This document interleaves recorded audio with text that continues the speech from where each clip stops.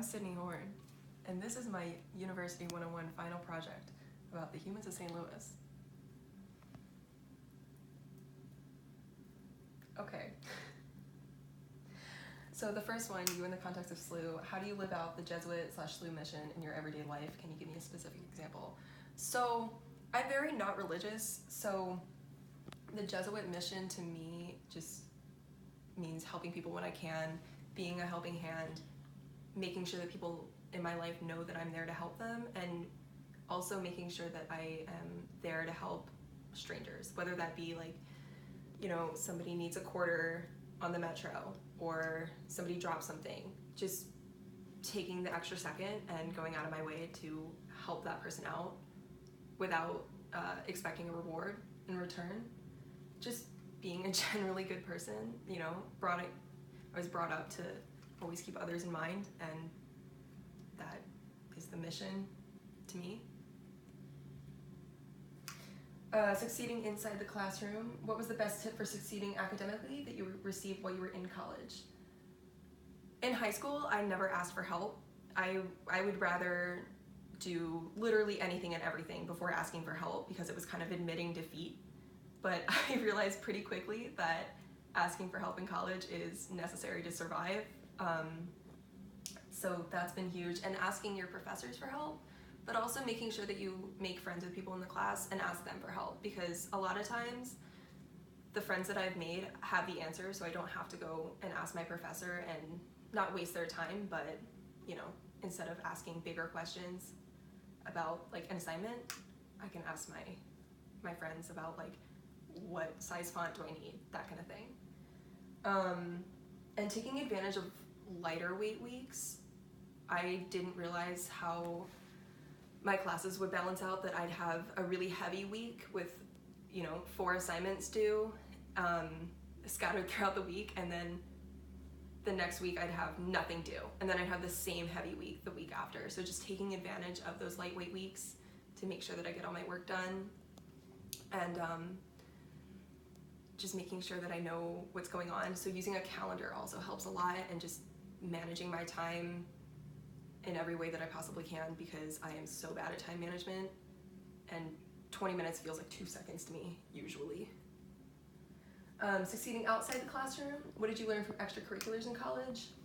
Dealing with different kinds of people and learning how to put on a diplomatic face even when I can't stand everybody around me has been huge, because obviously I did that in high school, I've done it my whole life, but it's been a lot more hard to do in college because I'm surrounded by people who have the same interests as me, but we just have personalities that butt heads.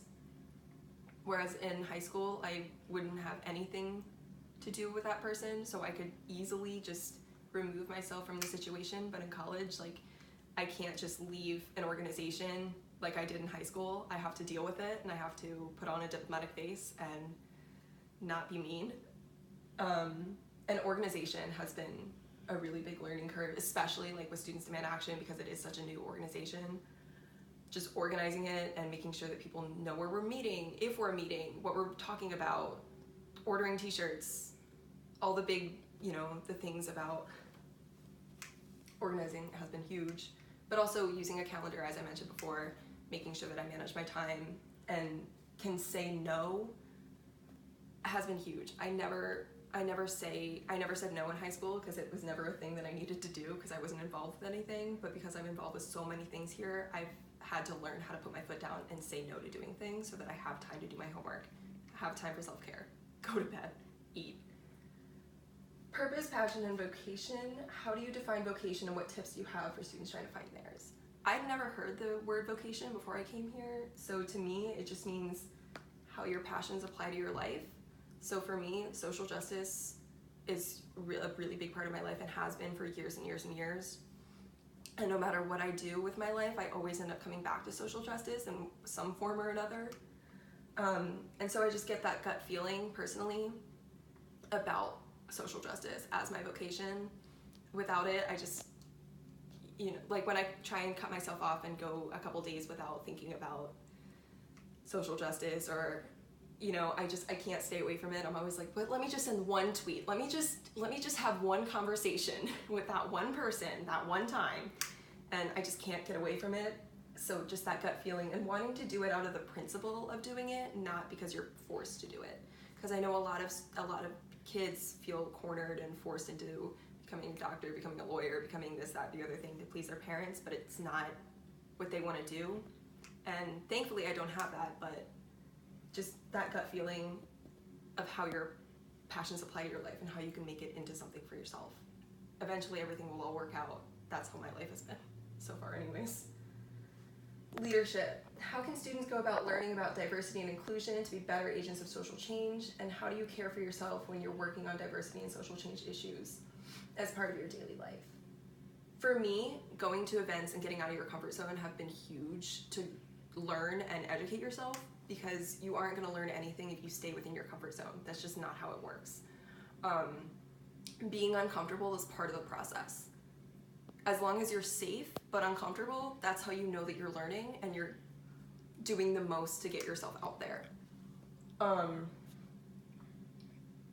You have to listen to other people. You can't just listen to yourself or listen to 2 or 3 other people in your life. You have to listen to every single person, even if it's negative.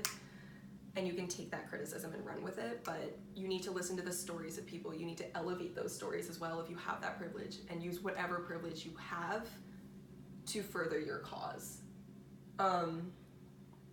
And self-care, I struggle a lot with because I am kind of a control freak when it comes to things. So I can't let go and I can't branch out. So just taking breaks and doing my best to force myself to sit down, watch a movie, be with friends, be in the moment, go somewhere has been huge. And lastly, diversity. What does it mean to be a leader for positive social change? What knowledge and qualities does a leader for social change need? Putting yourself out there, as mentioned before, is huge, because nothing is going to happen unless you put yourself into the position to have something happen.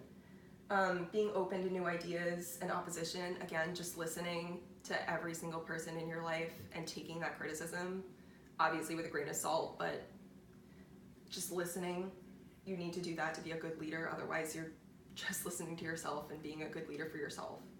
But the biggest quality is putting the cause above yourself, not in terms of self-care, but in terms of fame. If you are seeking out a leadership position in a social change setting, then you shouldn't be in a social change setting, and you should be like a CEO or something who has no morals. Thank you.